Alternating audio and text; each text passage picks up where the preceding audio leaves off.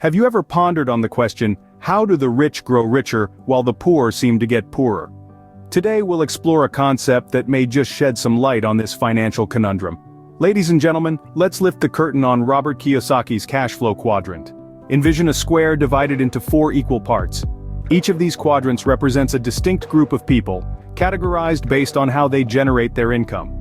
On the left side, we have the employees, E, and the self-employed, S. On the right side we find the business owners, B, and the investors, I.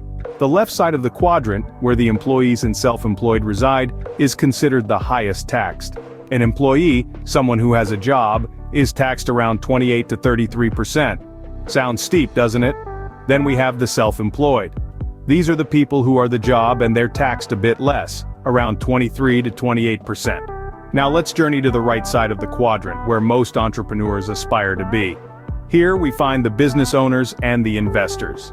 Business owners are those who have systems in place, meaning they get paid whether they work or not. They're taxed around 15 to 23%. And finally, we have the investors, the individuals who have their money working for them. They're taxed at 15% and in some cases even 0%. This quadrant, in essence, is a roadmap to financial freedom, a tool to help you understand where you are now and where you'd like to be in the future. It's a compass guiding you towards a richer, more prosperous life. Now you might be wondering, what exactly does each quadrant represent, and how does it affect your financial standing? Let's dive deeper. In the world of the cash flow quadrant, we begin our journey on the left side. This is the realm of the employee and the self-employed. Here, individuals trade their most valuable resource, time, for money. Let's dive a bit deeper into these quadrants. First up is the employee. As an employee, you're effectively selling your time to an employer. Your income is tied directly to the hours you put in. The more you work, the more you earn.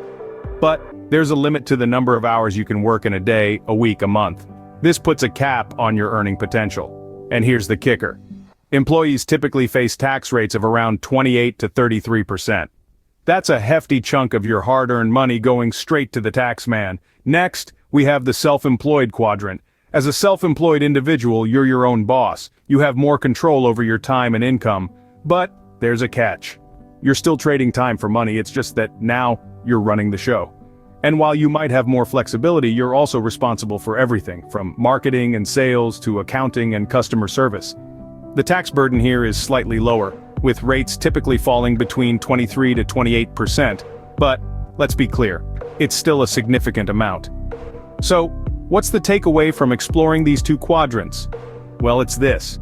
Whether you're an employee or self-employed, you're essentially trading your time for money. And time, as we all know, is a finite resource. Plus, these two quadrants tend to face the highest tax burdens. While there's nothing inherently wrong with being an employee or self-employed, it's crucial to understand that these quadrants often face the highest tax burdens. So, if you're looking to maximize your income and minimize your tax, it might be worth exploring the other side of the cash flow quadrant, but that's a topic for another time. Moving to the right side of the cash flow quadrant, the terrain starts to change. Here, we encounter the business owner and investor quadrants, the territory where many entrepreneurs aim to establish themselves. Let's delve into the business owner quadrant. This is where you'll find individuals who have systems in place that allow them to earn money irrespective of their direct involvement.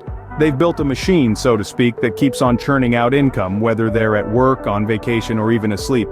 The beauty of this quadrant lies in the potential for passive income and scalability. But what about taxes? Business owners are usually taxed at a rate of between 15 to 23%. Yes, you heard that right. Despite the higher income potential, the tax rate here is significantly lower than what employees and self-employed individuals typically face. Now let's shift our focus to the investor quadrant. This is where money starts working for you instead of the other way around. Investors put their capital into ventures, stocks, real estate, and other opportunities with the aim of earning a return on their investment. The magic of this quadrant is in the power of compound interest and the potential for exponential growth. And the cherry on top? The tax rates in this quadrant can range from 15% to, in some cases, an astounding 0%. That's correct, 0. This is possible through various tax incentives and strategies designed to encourage investment and economic growth. These quadrants, where many entrepreneurs aspire to be, are taxed significantly less than the left side of the quadrant. It's a shift from trading time for money to creating systems and leveraging capital for money.